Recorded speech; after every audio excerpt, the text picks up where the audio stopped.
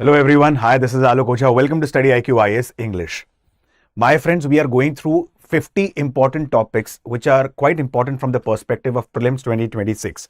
And by now we have covered varied aspects of ancient and medieval Indian history topics. For example, we have covered Indus Valley Civilization, Vedic Civilization, Sangam Age, administration of Guptas and administration of the Mauryas, precisely from the perspective of ancient Indian history. Apart from this, we have also thrown light on vivid aspects of medieval Indian history such as the different dynasties of Delhi Sultanate, administration of Delhi Sultanate, Mughals, administration of Mughals, Marathas and their administration. Apart from this, in the previous session, we have seen about the Bhakti and the Sufi movement. From today onwards, in the series of 5 to 6 sessions, we will be covering important topics from the perspective of modern Indian history. Okay, we will be going a bit faster because we have to cover many governor generals. Here I am focusing from the perspective of prelims. So it's a mix of both, that is factual plus conceptual.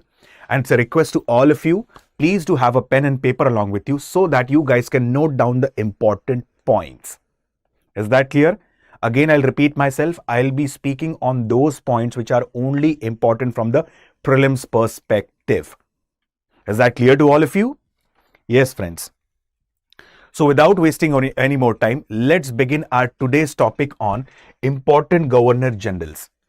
So let's begin with Warren Hastings. Now, before I begin with the topic of governor general, let me inform you about one important aspect. Like, if I speak about the arrival of Europeans, Portuguese were the first to come in India. They were followed by Dutch East India Company, which is also referred as United East India Company or VOC. It was followed by English East India Company, and then finally comes French East India Company into India. French East India Company was also referred as Campagne des Indes Orientales, and it was created in 1664.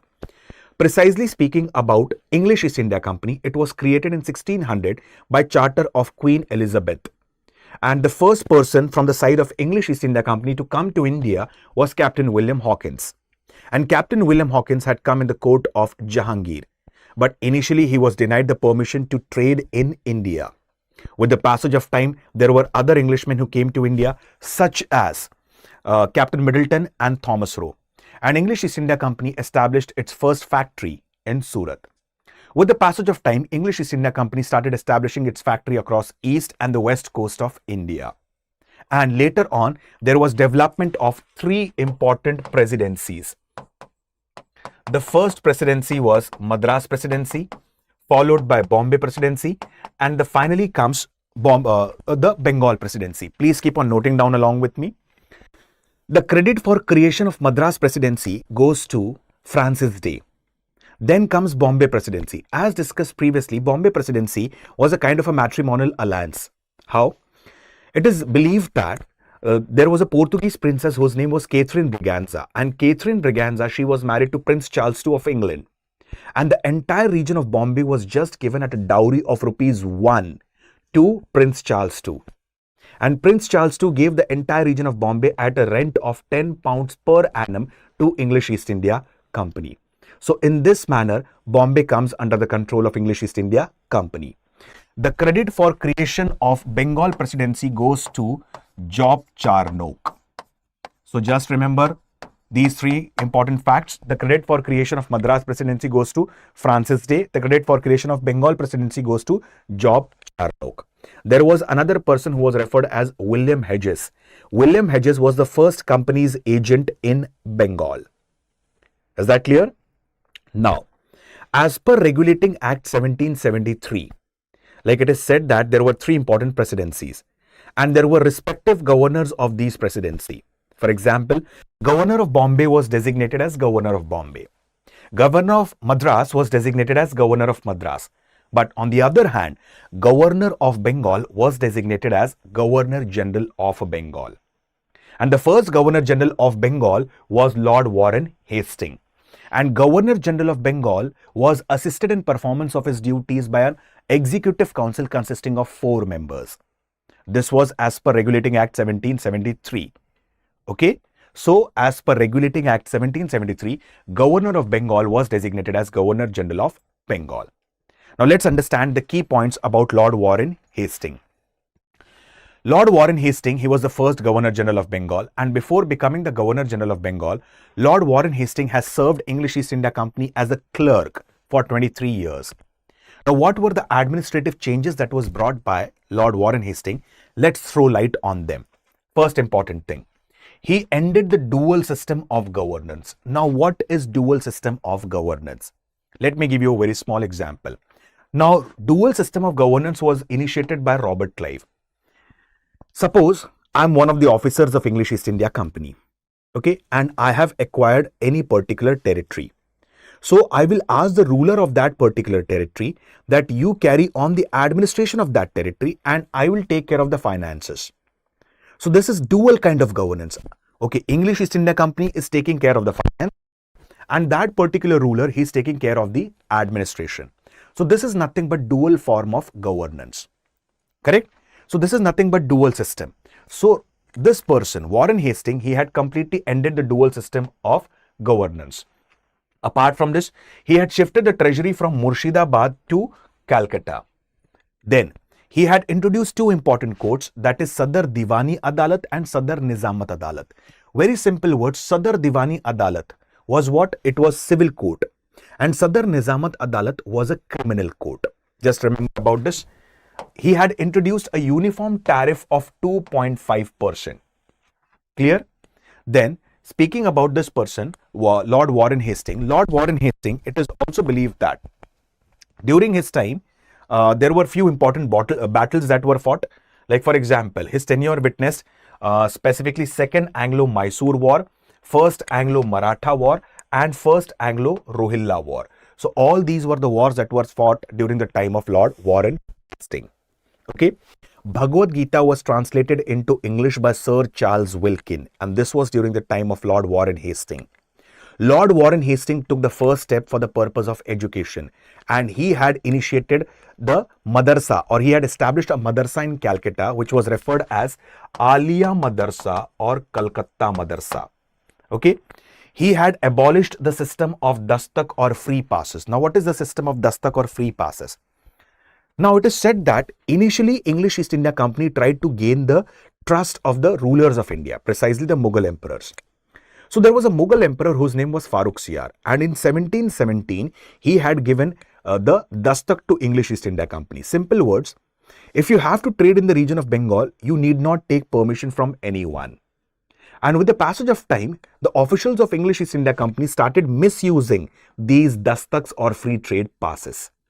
Okay, so Warren Hastings had completely abolished the system of Dastak. Warren Hastings is the only Governor General to be impeached. In fact, he was removed from his post. Is that clear? So what are the things that we guys need to remember about Warren Hastings? First thing, he abolished the dual system. He abolished the system of Dastak. He introduced a uniform tariff of 2.5%. Clear? Apart from this, specifically, Pitt's Act 1784 and Regulating Act 1773 came up during his time. He established civil court which was referred as Sadar Diwani Adalat. Established criminal court which was referred as Sadar Nizamat Adalat. He established Madarsa Alia which is also referred as Calcutta Madarsa. Okay. So these are the important things that we need to remember about Lord Warren Hastings. Is that clear? Moving ahead, Lord Cornwallis. One more important fact about Lord Warren Hastings, he had established Asiatic Society at Calcutta.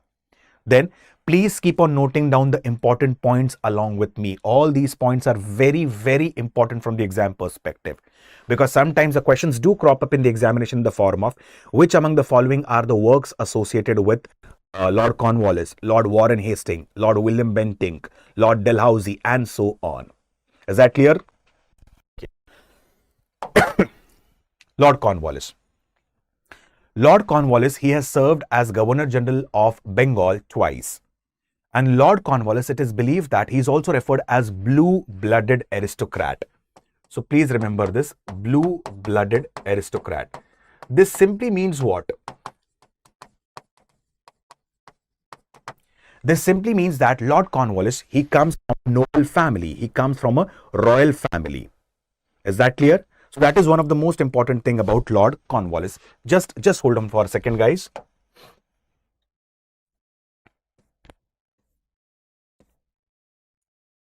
Okay, just give me a second, just a second.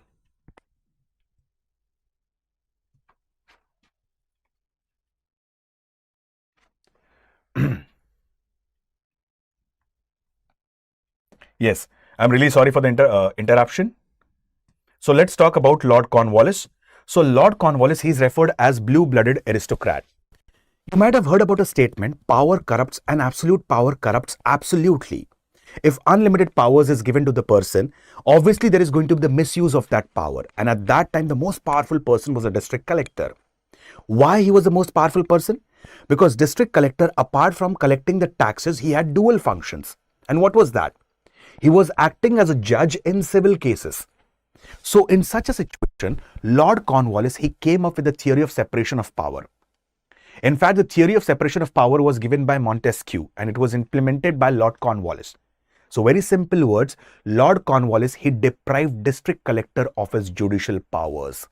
First thing that needs to be remembered. Second thing, he introduced the system of thanas and darogas. I repeat, Lord Cornwallis, he had introduced the system of thanas and darogas. Then, Lord Cornwallis is also referred as father of civil services. Like I'll give you a very simple example. English East India Company, it's a joint stock company, it's a shareholders company, and there were more than 215 shareholders of English East India Company. Prior to Regulating Act 1773, if a person, he wants to become a shareholder in English East India Company, he had to pay a minimum fees of £500. But from now onwards, after 1773, if a person wants to become a shareholder in English East India Company, he has to go for a minimum investment of £1,000. Okay. Now, Lord Cornwallis, he made certain changes. And what was that? Suppose I am one of the major shareholder in English East India Company. Okay. Now, if I suggested that this person should be made as a district collector of a particular district, he should be made as an SP of a particular district. So here, initially the things worked on the basis of nepotism. But Lord Cornwallis, he came up with proper examination for civil services. Okay. In fact, Lord Cornwallis had laid down westernization of public service. Very simple words. Indians were not allowed in civil services. Just remember that. So, Lord Cornwallis is referred as father of civil services and he had laid down westernization of public service. Is that clear? Suppose if I am recruited as a civil servant, I have to abolish all my private trade practices. I have to disclose my personal property within 2 months of joining. So all these rules and regulations were brought out by whom? Lord Cornwallis. Apart from this, Lord Cornwallis, he had come up with zamindari system of land revenue, which is also referred as permanent settlement. Now, what is zamindari system of land revenue? English East India Company directly did not collected the revenue from the peasants. Okay, English East India Company had appointed a zamindar. Now, this zamindar was acting as a channel of communication or a medium between the peasants on one side and the English East India Company. Very simple words. This zamindar will collect the revenue from the peasants, keep his commission and give the rest of the money to English East India Company. 89% of the revenue went to English East India Company. Okay. And this is also referred as permanent settlement. Now, why it is called as permanent settlement? Because the taxes for next 1 decade, taxes for next 10 years were fixed. Hence, this settlement is also referred as permanent settlement. Zamindari system of land revenue covered approximately 19% of British India at that time. Zamindari system of land revenue is oftenly referred as Istemarari, Malguzari, Biswedari and Jagirdari system. Is that clear? The tomb of Lord Cornwallis, it is located in Ghazipur, Uttar Pradesh. So these are the important things that you need to understand about Lord Cornwallis. So if you want to note down, please note down in the point-wise format. First of all, he is referred as a blue-blooded aristocrat. Apart from blue-blooded aristocrat, Lord Cornwallis, okay, he had come up with the separation of power and district collector was deprived of his judicial powers. Second important thing. Lord Cornwallis introduced the examination of civil services. In fact, he had laid down westernization of public service. Simple words, Indians were not allowed in civil services examination. Okay. Fourth important thing, Zamindari system of land revenue, which was also referred as permanent settlement, came up during the time of Lord Cornwallis. He is also referred as blue-blooded aristocrat, that is, he comes from a noble family. Is that clear? So these are the important things that you guys need to remember about Lord Cornwallis. Moving ahead, Sir John Shore, just remember one thing, Sir John Shore, he followed the policy of non-interference. Simple words, he did not follow the policy of expansionism or imperialism. And during his time, Battle of Kharda was fought between Nizam and Marathas. So just remember one thing, he followed the policy of non-intervention. Is that clear? Moving ahead. Lord Arthur Richard Wellesley. Very important thing that you need to remember about Lord Arthur Richard Wellesley. Okay. First of all, Lord Arthur Richard Wellesley, he came up with subsidiary alliance system. Now, what is subsidiary alliance system all about? Let's understand.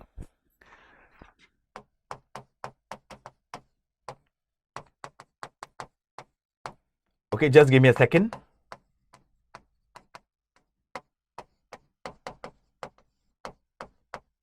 Now, suppose I am a representative of English East India Company. Okay. Now, English East India Company has animosity with Nizam of Hyderabad. English East India Company had animosity with the Marathas. They have animosity with Mysore Sultanate and so on. But English East India Company also observed one thing. And what was that? That there was internal animosity between Nizam of Hyderabad and Marathas and the Mysore Sultanate. So English East India Company wanted to take advantage of this. So here they came up with a system which is referred as subsidiary alliance system. Now, what is subsidiary alliance system all about? Okay. Now, English East India Company will ask the rulers that you sign subsidiary alliance system. You have animosity with Maratha. Suppose English East India Company is signing subsidiary alliance system with Nizam of Hyderabad. Okay. So they will say, Nizam of Hyderabad, you have animosity with Marathas. Don't worry. We will provide you the protection, but you have to accept certain terms and conditions. And what are those terms and conditions? First of all, you have to recognize us as the paramount power, and you would be referred as protected state. Okay. Why you would be called as a protected state? Because we people are providing you the protection. Okay. Apart from this, in your territory, certain English East India Company's forces would be there, and you have to pay for that forces. You have to cede certain part of your territory to English East India Company. Third condition, there would be a British resident in the court of that particular ruler who has accepted subsidiary alliance system. Okay, the ruler is free to solve his internal disputes, like he is free to go for his internal administration. But the ruler cannot enter into any kind of any treaty with any other European power without the permission of the Britishers. In simple words, subsidiary alliance system is nothing but surrendering one's sovereignty. You are not independent now. Okay, and subsidiary alliance system originally was the idea of French governor Dupleix. I repeat, subsidiary alliance system originally was the idea of French governor Dupleix.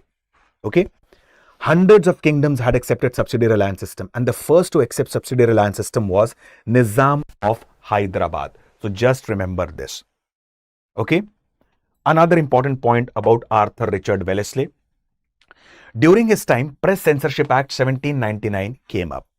Okay, like the basic objective of the Press Censorship Act 1799 was to stop the French from publishing anything derogatory against the British interest.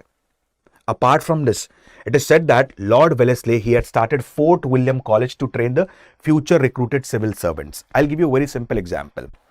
Like initially, the administrative efficiency and effectiveness of civil servants was not up to the mark. Why? Because these civil servants are recruited in London, they are trained in London, and they have to work at the grassroots level in India. And the grassroots realities of India were altogether different. These administrative officers, these civil servants were hardly aware about the grassroots realities of India, the social structure of India, the social background of India. So how you can expect that their administrative efficiency and effectiveness would be up to the mark? So at this particular point of time, without the permission of the board of directors, okay, or the court of directors, Lord Arthur Richard Wellesley, he had established specifically Fort William College, specifically around 1800, and the basic purpose was to train the future recruited civil servants. Although it was abolished around 1806 by the court of directors and a new college was established which was referred as Hailbury College in London. But still an attempt was made by Sir Arthur Richard Wellesley. Is that clear? So there are 4 key points that we need to remember about Lord Arthur Richard Wellesley. First is he started subsidiary alliance system. Originally the idea of subsidiary alliance system was of French governor Dupleix. Second, he initiated or he came up with Press Censorship Act 1799 to stop the French from publishing anything derogatory against their interest. This act was finally abolished by Lord Hastings. Please do not get confused. Warren Hastings and Hastings are 2 different personalities. Lord Hastings. Third important thing, he started the Fort William College. Precisely the basic purpose of the Fort William College was to train the future recruited civil servants in India. Is that clear? So one more important fact, as a part of subsidiary alliance system, Nizam of Hyderabad was the first one to accept subsidiary alliance system. Hope so the point is clear. Moving on ahead. Sir George Barlow. Vellore Mutiny of 1806 and Barrackpur Mutiny of 1824 are considered as precursors to revolt of 1857. Okay. Now Vellore, the fort of Vellore initially was under the Vijayanagar Empire rulers, but as a part of Madras Presidency, it came under whom? It came under precisely the Britishers, that is English East India Company. Now the fort of Vellore was under the command of a commanding officer whose name was Colonel John Fancourt. And now Colonel John Fancourt, he wanted to bring certain regulations precisely in the dresses of the sepoys. So he had ordered his other officers such as Lord Hodown and John Craddock that come up with dress regulations. So these people, they came up with certain dress regulation which was thought by the sepoys, that it was made to Christianize. I'll give you a very simple example. John Craddock and Lord Hodown passed certain orders such as Hindus cannot apply tilak on the forehead. Hindus cannot wear the caste mark, that is Janev or the sacred thread. Muslims compulsorily need to shave their chin. Muslims cannot wear the holy cap. Okay, so this was thought as a derogatory step to compulsorily Christianize the sepoys of India. At that time, it is said that Colonel John Fancourt had asked the particular unit at the Vellore fort to stay in the fort itself because the next day field parade is going to be held. So after the midnight, it is said that sepoys, they rose in rebellion, specifically under the leadership of Fateh Haidar. Fateh Haidar was one of the sons of Tipu Sultan, and including Colonel John Fancourt, 15 other European officers were killed. Many of the European soldiers were also killed. Somehow, there was one person whose name was Major Coops. He managed to escape from the Vellore fort. And Major Coops, he escaped from the Vellore fort and he provided the entire information. Okay. Immediately, Colonel Gillespie came in, and after that, the entire Vellore mutiny was subdued or suppressed. So Vellore Mutiny of 1806, it took place during the time of Governor General Sir George Barlow. Please remember this. So just note down one single statement, and the statement is Vellore Mutiny of 1806 took place during the time of Sir George Barlow. Hope so the points are clear. As I have emphasized one thing, I'm here just focusing on the topics from the perspective of prelims examination. I'm just focusing on the key concepts, focusing on the key terminologies. Is that clear? Already I have covered modern Indian history as a part of YouTube series in quite depth and detail. Excuse me. So the aspirants, those who are new to the platform, they can go through that series. Is that clear? Moving ahead. Lord Minto I, just remember one thing about him. Two things about him. During the tenure of Lord Minto I, Charter Act 1813 was passed. Now, as per Charter Act 1813, there are different rules and regulations. First of all, the monopoly of English East India Company got ended, but not completely. I repeat, as per Charter Act 1813, monopoly of English East India Company got ended, but not completely. Monopoly was still kept intact in terms of tea and China. Simple words, only English East India Company has the right to trade in tea and right to trade with China. One more important fact I'm telling you, the monopoly of English East India Company got ended completely in 1853. Okay, so first point about Charter Act 1813, monopoly of English East India Company got ended but not completely. Second, Christian missionaries were allowed to come in India and preach Christianity. Third, English East India Company now decided that they are going to spend 1 lakh rupees every year for purpose of educating the Indians. So these were the certain changes that they have come up with as a part of Charter Act 1813. Okay. Now, the Sikh Empire was founded by Maharaja Ranjit Singh Ji. Correct? Now, the territories to the north of river Satluj majorly belonged to Maharaja Ranjit Singh Ji. And territories to south of river Satluj majorly belonged to English East India Company.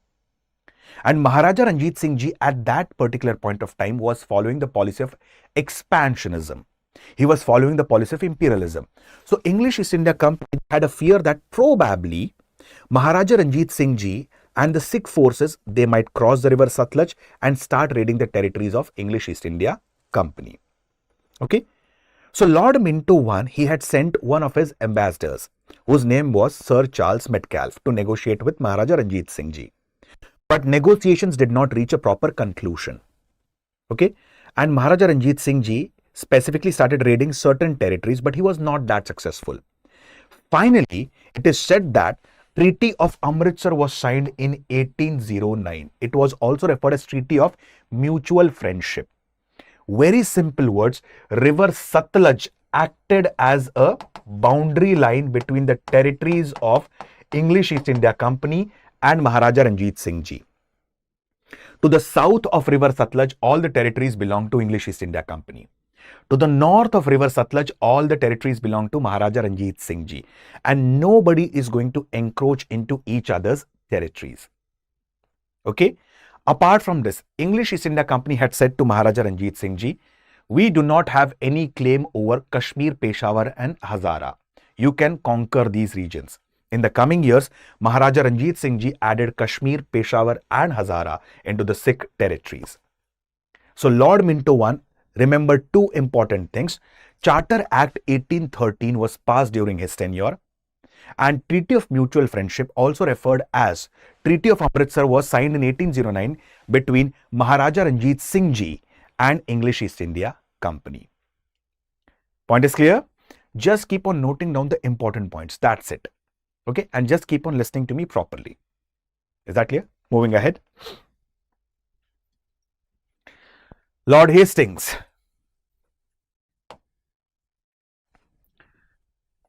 Lord Hastings is also referred as Lord Moira. Now, during the time of Lord Hastings, First Anglo-Gurkha War followed by Treaty of Sagali was signed. Okay. Now, Gurkhas, they were ruling on feudal basis in the region of Nepal, and they had started attacking the region of Kumaon Himalayas, precisely in the region of Uttarakhand. At that time, Lord Hastings was the Governor General. Immediately, he dispatched the forces and the Gurkhas were being defeated. And they were forced to sign a treaty which is referred as Treaty of Sagali. Sagali, it's a name of a village in Bihar. Okay. So, Treaty of Sagali was being signed during the time of Lord Hastings. Then, Third Anglo-Maratha War followed by crushing of the Pindaris. It took place during the time of Lord Hastings. Okay. As discussed previously, Press Censorship Act 1799 came up during the time of Lord Arthur Richard Wellesley. And it was abolished by whom? Lord Hastings. We have just discussed that now. Okay.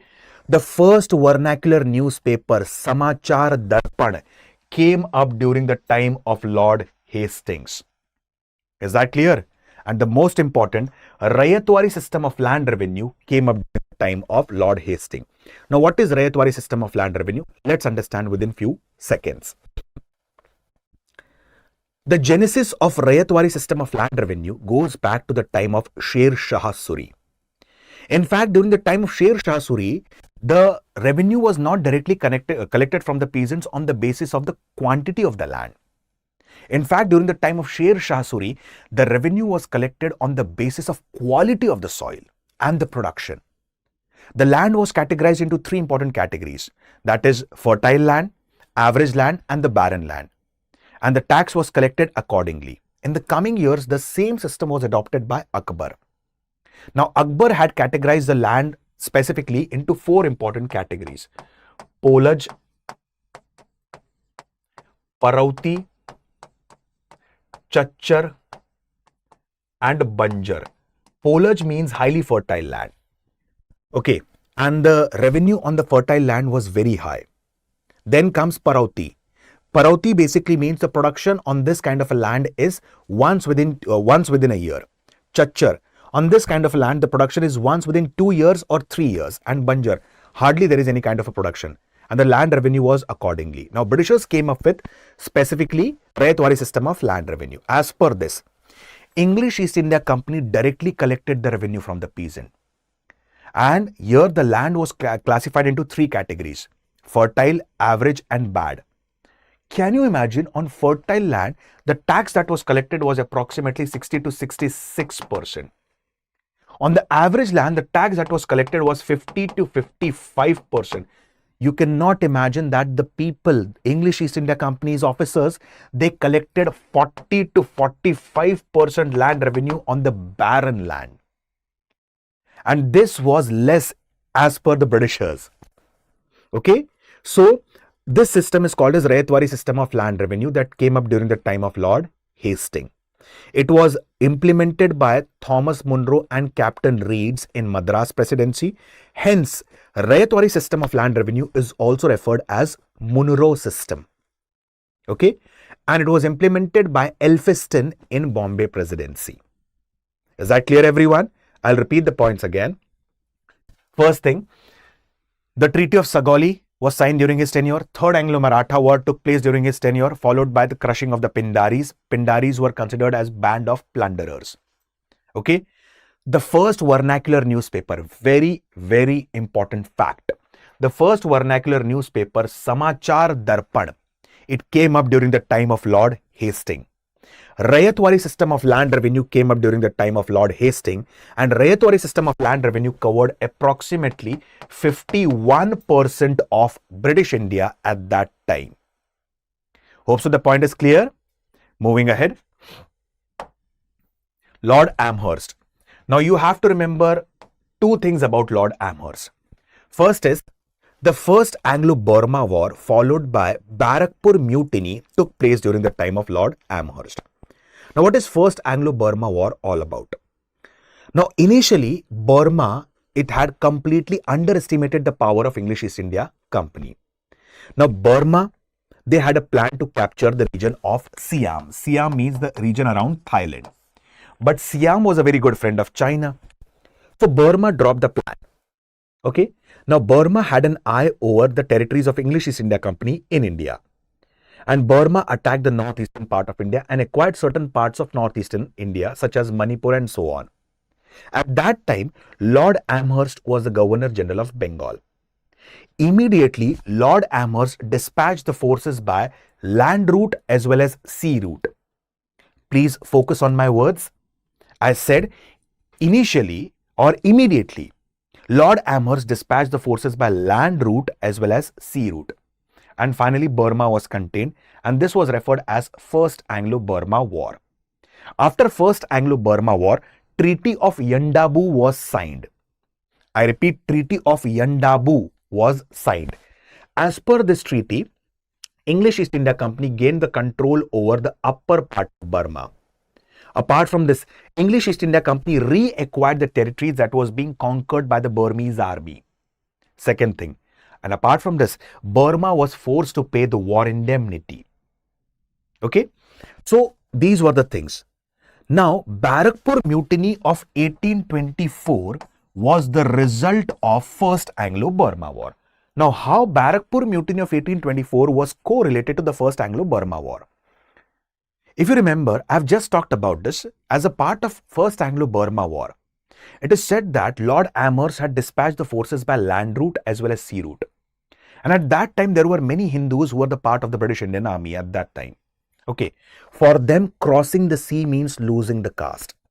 It was considered as a taboo among the Hindus, precisely the Brahmins. Okay, they considered this as a Kala Pani. So sepoys under the leadership of Baba Binda revolted against the Britishers, and this is referred as Barrackpur Mutiny. Okay, it is said that more than 200 sepoys were being killed. Along with Baba Binda, he was hanged to a peepal tree. And the place where Baba Binda was hanged, today stands a temple there, which is referred as Baba Binda Mandir. The deity in the temple is Lord Hanumanji. Okay, so just remember, the First Anglo-Burma War followed by Treaty of Yandabu and Barrackpur Mutiny took place during the time of Lord Amherst. Clear? Moving ahead. Lord William Bentinck, another important one. Listen to me carefully. As discussed previously, as per Regulating Act 1773, there were respective governors of the different presidencies. But Governor of Bengal was designated as Governor General of Bengal. And the first Governor General of Bengal was Lord Warren Hastings. Okay.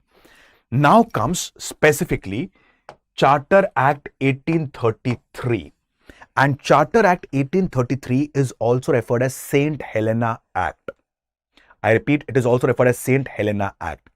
And as per Charter Act 1833, the Governor General of Bengal was now designated as Governor General of India. And the first Governor General of India was Lord William Bentinck. Clear? Moving ahead. When Lord William Bentinck, he became the Governor General, he observed one thing, that the treasury was suffering a loss of 1 million. And for that purpose, he reduced the salary of everyone to half. Although on a temporary basis, but he initiated this process. Everyone's salary was reduced to half. First thing. He abolished the double batta system. Now, what is double batta system or foreign service allowance? Listen to me carefully. Suppose I am recruited in Bengal Army. Now, I have to serve around the region of Bengal. But Britishers are leading an expedition in the region of Sindh. They are leading an expedition in the region of Punjab. So I had to go there as well. So apart from the salary that I am getting, I was given extra allowances. That was referred as double batta system or foreign service allowance. And as discussed right now itself, during the time of Lord William Bentinck, Exchequer was running a loss of 1 million rupees. So he had halved the salary of everyone, and apart from this, he had abolished the double batta system. Okay. He imposed a duty on cultivation of opium in the region of Malwa. Like, Madhya Pradesh is divided into 3 to 4 geographical units. The southern part of Madhya Pradesh is referred as Nimad. The northwestern part is referred as Chambal. Northern part is referred as Bundelkhand. Eastern part is referred as Baghelkhand. And the western part of Madhya Pradesh is referred as Malwa. And the extension of Malwa was Neemach and Mandsaur, and it was known for cultivation of opium. And this opium was exported to China. So Lord William Bentinck, he imposed duty on the cultivation of opium in the region of Malwa. At that time, there were many social religious reformers who were campaigning against the different social evils prevalent within our society. One such social religious reformer was Rajaram Mohan Roy ji. Okay, and Rajaram Mohan Roy, he was campaigning against the sati system. So with the efforts of Rajaram Mohan Roy ji, sati system was banned on 4th December 1829 by Lord William Bentinck. Clear? Moving ahead, during the time of Lord William Bentinck, Thuggy and Dacoity Department was being created. Okay, like there were a lot of dacoits around the region of northern part of MP. And to contain them, to stop them, a special department was created, which was referred as Thuggy and Dakaiti Department. And a special officer was appointed to investigate or to overhaul the activities of this department. And the officer was William Henry Sleeman. In a very diplomatic manner, in a very intelligent manner, it is said that he had suppressed the system of Thuggy in this region. It is said that there is a village referred as Sleemanabad in the name of William Henry Sleeman. And the village Sleemanabad is located near Katni in Madhya Pradesh. Okay. So Thuggy and Dakaiti Department was started by Lord William Bentinck. Moving ahead. Law Commission for the first time. Okay. Specifically, Indian Law Commission was appointed during the time of Lord William Bentinck. And Lord William Bentinck, he had come up with Indus Navigation Treaty. Why? Because Russia at that time was following the policy of expansionism, and Russia had reached till the northern tip of Afghanistan. Probably the next target of Russia might be India. So at that time, Indus Navigation Treaty was signed with Maharaja Ranjit Singh. The basic purpose was to make river Satluj navigable, not for the purpose of trade. I repeat, not for the purpose of trade, but to have an eye over the activities of Russia. So very simple words, Lord William Bentinck was the first Governor General of India to realize the Russian threat. Is that clear? So what are the important points that we need to remember about Lord William Bentinck? He was the first Governor General of India. He reduced the salary of every officer to half. He imposed duty on cultivation of opium in the region of Malwa. He abolished the double batta system, also referred as foreign service allowance. He had started Thuggy and Dakaiti Department under William Henry Sleeman. In fact, a separate jail was established at Jabalpur for these thugs. Then, apart from this, he was the first person, or he was the first Governor General to realize Russian threat. Points are clear? Moving ahead. Sir Charles Metcalfe. We just need to remember only one statement about Sir Charles Metcalfe, that Sir Charles Metcalfe is referred as liberator of press in India. Now, initially Britishers had come up with different press acts, such as Press Regulation 1823, as per which press without a license was considered as a penal offence. And Rajaram Mohan Roy's Persian magazine Mirat-ul-Akbar had to stop the publication as per Licensing Regulation 1823. But later on, as per Press Act 1835, all the regulations were being removed because Sir Charles Metcalfe was referred as liberator of press in India. Okay, so just remember one statement. He is referred as liberator of press in India. Okay, moving ahead. Lord Auckland. Now, Lord Auckland, during his tenure, first Anglo-Afghan war was fought. Like, I'll give you a very simple example. Many of the historians do consider Lord Auckland as the most unsuccessful Governor General. Why? Let's understand. Now, there was establishment of Durrani dynasty by Ahmad Shah Abdali in Afghanistan. And there was another contender to the throne whose name was Dost Muhammad. So, Dost Muhammad, later on, he became the ruler of Durrani Empire. Now, Dost Muhammad, he wanted to capture the region of Kashmir, Peshawar and Hazara. Now, these regions of Kashmir, Peshawar and Hazara were under the Sikh Empire. Correct? So, initially, as we have seen the previously Treaty of Amritsar, so it was under Sikh Empire, and Sikh Empire was a very good friend of English East India Company.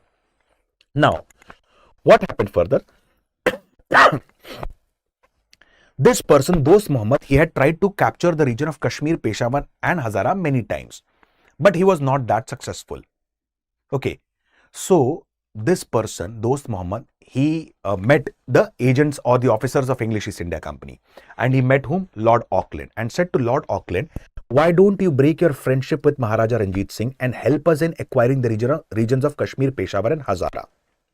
So now Lord Auckland said, okay, I'll break the friendship with Maharaja Ranjit Singh only under one condition. Why don't you break your friendship with the Persians and the Russians?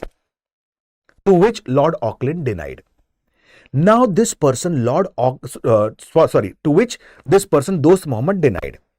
Now Lord Auckland, he goes to Maharaja Ranjit Singh Ji and says that this person, Dost Muhammad, had approached me, but I directly said him no. Okay.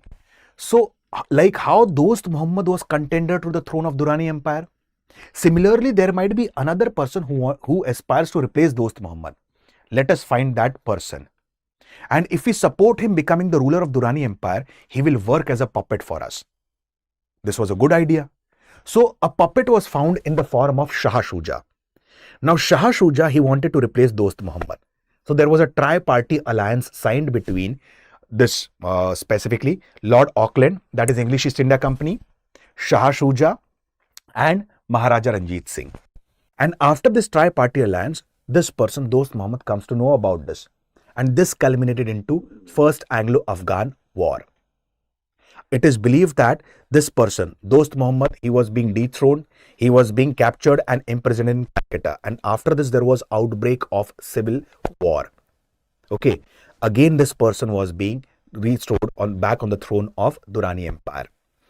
Precisely speaking, First Anglo-Afghan War took place during the time of Lord Auckland. At this time, there were many other European officers who had died, such as Alexander Burnes, Charles Burnes, Elphiston, and so on. So just remember one thing, First Anglo-Afghan War took place during the time of Lord Auckland. Is that clear, everyone? Moving ahead. Lord Ellenborough.